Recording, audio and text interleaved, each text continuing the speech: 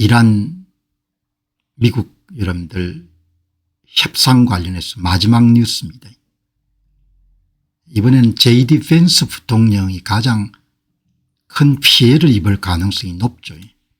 차기에 가장 유력한 2028년도 공화당 후보로 추천될 수 있는 JD 밴스 부통령을 뭐 같은 논지를 한두 번 말씀드렸지만 오늘 월스트리트저널의 뉴스에서 이걸 다루고 있습니다. JD 밴스 부통령의 위험한 이란 핵협정 옹호로의 전환. 좋든 나쁘든 미국의 부통령은 이제 협상이 어려운 새로운 국면에 접어들면서 합의에 대한 정치적 책임을 지게 되었습니다.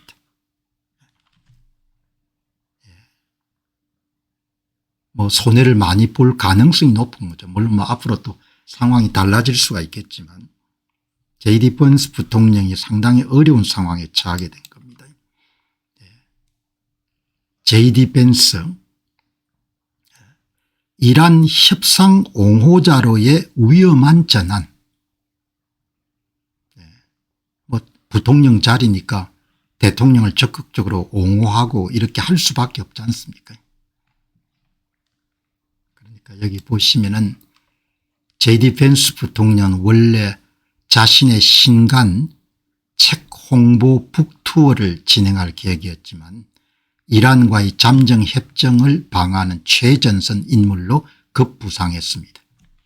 트럼프 대통령이 추진하는 양해 각서에 가장 촌대를 메고 JD 밴스 부통령이 이제 옹호를 하기 시작한 거죠. 좋든 나쁘든 밴스가 이 협상의 정치적 책임을 질 수밖에 없게 됐습니다. 그렇지만 역풍이 심하게 불고 있는 겁니다. 미국의 보수 진영의 전문가와 정치인들 그리고 인플루언서 이스라엘 정부로부터 강한 비판을 받는 상황에서 JD 밴스 부통령이 이스라엘 비판자들을 직접 비난하며 트럼프를 두둔한 것이 주목됩니다. 뭐 그 자리에서 다른 대안이 없을 겁니다. 부통령이 나서 가지고 대통령한테 엄호 사격을 가할 수밖에 없는 거죠. 평화협정 체결에 이제 대표 얼굴이 돼버린 거죠. 대표 얼굴이. 회담이 어려운 새로운 국면에 접어들면서 좋든 나쁘든 부통령이 이번 합의에 대해서 정치적 책임을 질 수밖에 없게 된 겁니다.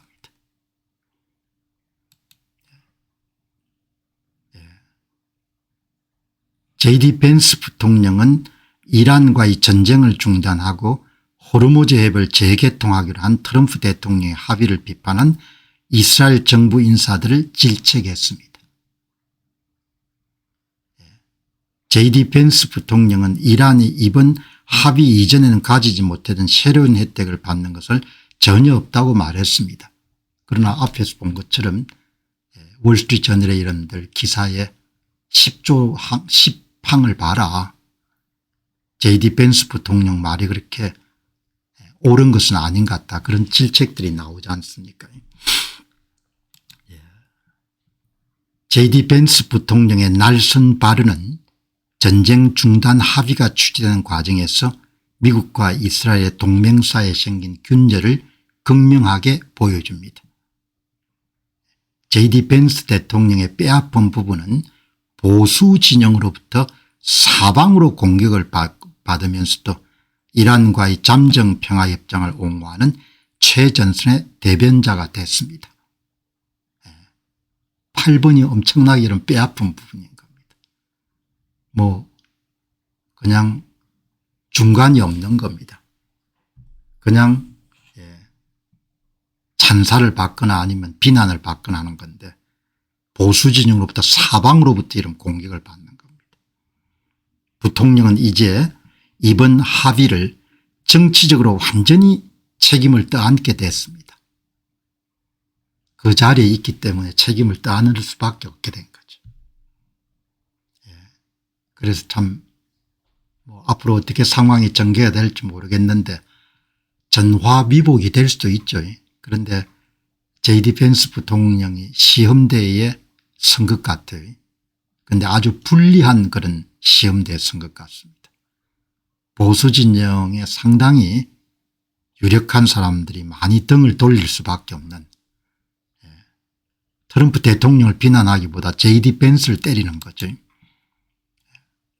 이 도서 홍보에서 이란 협상 옹호자로 변신한 JD 벤스 부통령의 전화는 상당한 정치적 위험을 내포하고 있습니다. 대선 가도에서 당연히 마땅히 본인을 옹호하는 그런 사람들이 다 돌아서게 된 겁니다. 회담이 어려운 새로운 국면에 진입하고 있습니다.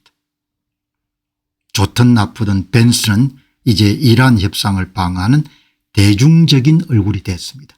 그냥 얼굴 마담이 돼버린 겁니다. 공직이란 게 참 어렵네요. 벤스 부통령을 비난하거나 이럴 생각은 전혀 없고, 아주 한번 말씀드렸다시피 JD 벤스 부통령은 부인이 인도계고 힌두교 신자지 않습니까? 그게 상당히 나중에 걸림돌이 될 것 같아요. 미국의 영부인이 힌두교 신자가 된다. 그건 보통 사람들이 받아들이기가 쉽지가 않을 겁니다. 그래서 한번 정리해 봤습니다. JD 벤스 부통령이 트럼프 행정부의 대이란 합의를 전면에서 방어하는 총대를 맨 것은 차기 대권 가도에서 견고했던 보수 진영의 지지 기반을 뒤흔드는 거대한 정치적 도박입니다. 그가 이란에 대한 강력한 압박과 이스라엘과의 절대적 공조를 당연시해온 미국 내 보수 주류와 외교 안보 전문가들 사이에서는 그의 행보를 향해 배신감에 가까운 강한 분노와 반발이 터져나오고 있습니다. 너무나 여러분들 적나라한 표현인 겁니다. 어마어마한 반발이 있는 겁니다. 이게 한번 여러분들 사람이 딱 돌아서면은 그걸 주워 담기가 힘들거든요. 그런 지금 상황이 된 겁니다. 참 딱하게 된 겁니다.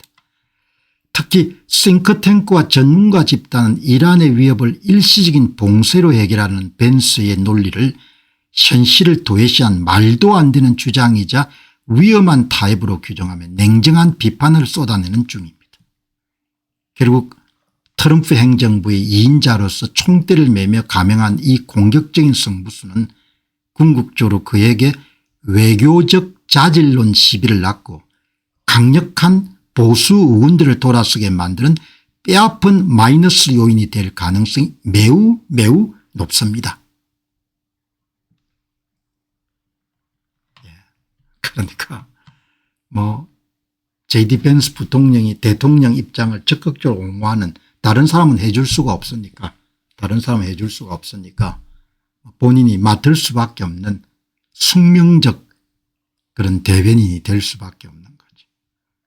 그래서 상당히 정치적으로 어려운 상황에 놓일 것 같다, 그렇게 봅니다. 자, 전쟁 이야기는 이제 조금씩 비중을 줄여 나가야겠죠. 그래서 이제 오늘 월스트리트전이 워낙 여러분들 많이 다뤘기 때문에 그걸 잘 엮어서 이제 여러분들 상황 다 이해하시겠죠. 대통령이 경제적 재앙을 막기 위해서 불가피하게 선택할 수밖에 없었는데 월스트리트저널은 무슨 이야기냐, 미국이 갖고 있는 군사력을 동원했으면 호르무즈 해협을 무력화시킬 수 있는데 우리는 동의할 수 없다, 그런 이야기가 나온 것이고, 그다음에 합의안이 여러분들 양해 각서가 시작되자마자 레바논 남부의 헤즈볼라하고 이스라엘하고 여러분들 사이에 교전이 격화되면서 본회담이 지금 중지된 상태고, 그리고 이제 그게 총대를 맨 JD 벤스 부통령이 정치적으로 상당히 어려운 그런 상황이 됐는데, 제가 논평하는 사람으로서 JD 벤스 대통령을 나무라거나 그렇게 할 수는 없다는 거죠. 내가 그 자리에 섰더라도 대통령을 위해 가지고 승부수를 던질 수밖에 없다 이야기죠. 정부의 2인자가 대통령이 여러분들 추진하는 정책을 아니라고 이야기를 할 수는 없지 않습니까? 그러니까 그게 이제 정치적인 운인 거죠. 예. 그래서 대단히 어려운 지금 상황에, 그리고 이제 전문가들은 조금 독단적이고 그런 성향이 강하기 때문에 이번에 이란권으로 돌아선 사람들은 대부분 공화당 대선 후보 경선 과정에서도 반대편 JD 벤스와 아닌 좀 강경한 인물에 손을 들어줄 가능성이 굉장히 높은 거죠. 자, 여기 이제 보시죠. 오늘 이 라스베가스 문제 한번 다뤄보도록 하겠습니다. 제가 쏙쏙들이 알 수가 없는데 작년부터 시작해서 라스베가스를 방문한 그런 관광객들이 볼멘 소리가 굉장히 많이 나왔거든요. 호텔 숙박료도 무슨 뭐 여러 가지 그런 요금들을 붙여가지고 비싸고, 뭐 음식값도 비싸고 음료값도 비싸고, 이제 두고 봐라. 이제 다시 오나, 라스베가스 망했다.